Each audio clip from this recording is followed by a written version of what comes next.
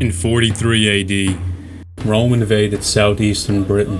The conquest was gradual, with some kingdoms being defeated militarily and occupied, while others for the time were allowed to remain nominally independent as allies of the Roman Empire. One such tribe was the Iceni, in what is now known as modern-day Norfolk.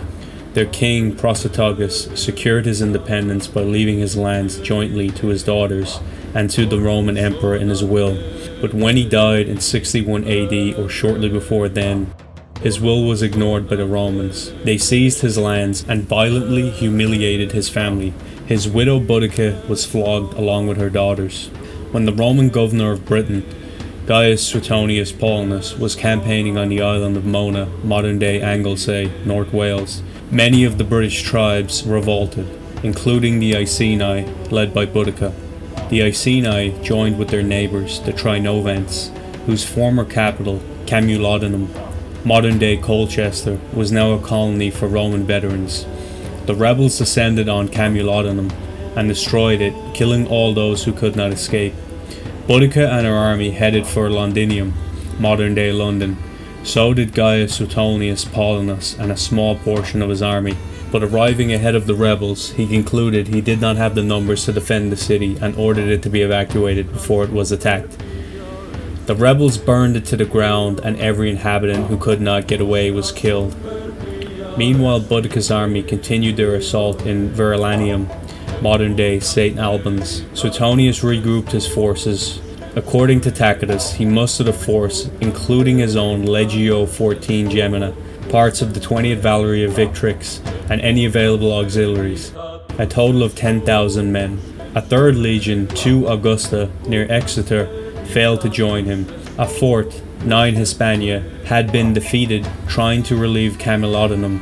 The size of Boudica's army is given at almost 200,000 tribesmen, but these were estimates with the numbers most likely overinflated. Boudica and her army pursued Paulinus and the Romans throughout Britain. Paulinus knew his army was massively outnumbered, so he continued to retreat his army from engaging with Boudica's. While going from village to village, the Romans would resupply and restock. Heavily outnumbered, Paulinus chose his battleground carefully. He selected a narrow gorge with a forest behind him, opening out into a wide plain. The gorge protected the Roman flanks from attack, whilst the forest would impede approach from the rear. This removed Boudica's advantage of numbers by preventing her from bringing large numbers into close combat, and the open plain in front made ambushing almost impossible. Suetonius Paulinus placed his legionaries in close order, with lightly armed auxiliaries on the flanks and cavalry on the wings. As their armies arranged, the commanders sought to motivate their soldiers. The Roman historian Tacitus, who wrote of the battle no more than 50 years later, recorded Boudica's speech to her followers. "It is not as a woman descended from noble ancestry, but as one of the people that I am avenging lost freedom, my scourged body, the outraged chastity of my daughters. Roman lust has gone so far that not our very persons, nor even age or virginity, are left unpolluted. But heaven is on the side of a righteous vengeance. A legion which dared to fight has perished. The rest are hiding themselves in their camp, or are thinking anxiously of flight. They will not sustain even the din and the shout of so many thousands, much less our charge and our blows. If you weigh well the strength of the armies, and the causes of the war, you will see that in this battle you must conquer or die. This is a woman's resolve. As for men, they may live and be slaves." The Britons placed their wagon train in a crescent at the large end of the field, from which point their families would watch what they expected to be an overwhelming victory. Tacitus also wrote of Gaius Suetonius Paulinus addressing his legionaries before the battle. "Men, there are more women than men in their ranks. They are not soldiers. They're not even properly equipped. We've beaten them before, and when they see our weapons and feel our spirit, they'll crack. Stick together, throw the javelins, then push forward. Knock them down with your shields and finish them off with your sword. Forget about plunder. Just win this battle, and you will have everything." Although Tacitus, like many historians of his day, were given to invent stirring speeches for such occasions, Suetonius' speech here is unusually blunt and practical. Boudica led her army forward across the plains and into the narrowing field in a massive frontal attack. As they advanced, they were channeled into a tightly packed mass at approximately 40 yards. Their advance was staggered by a volley of Roman pilums, the Roman javelin. The pilum was designed to bend when it hit a shield, making it impossible to be pulled out of a shield. The enemy would either be encumbered with a heavy iron spear weighing down his shield or have to discard it and fight unprotected. Very few, if any, of the Britons would have had any armour. A second volley followed as each Roman legionnaire carried 2 pilums. This tactic destroyed any organised advance by the Britons.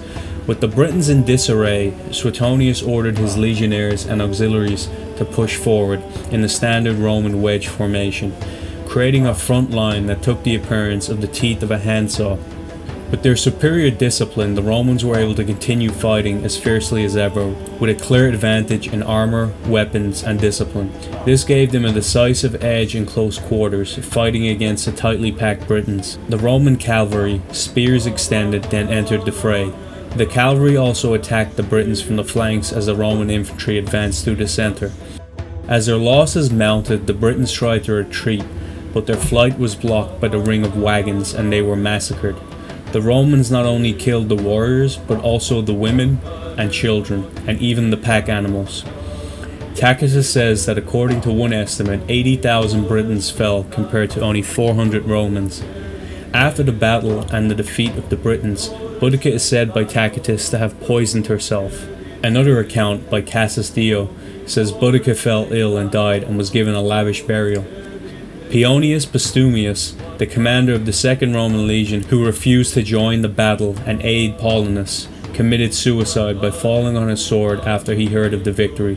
Sources said that he killed himself because of having robbed his men of a share of glory. Others said that he killed himself because he knew of the fate that awaited him for his insubordination. The Roman Second Legion was disgraced and remained as 2 Augusta for the entirety of its service. Paulinus' legion, Legio 14 Gemina, was awarded with the title March of Victrix, which was Latin for martial and victorious.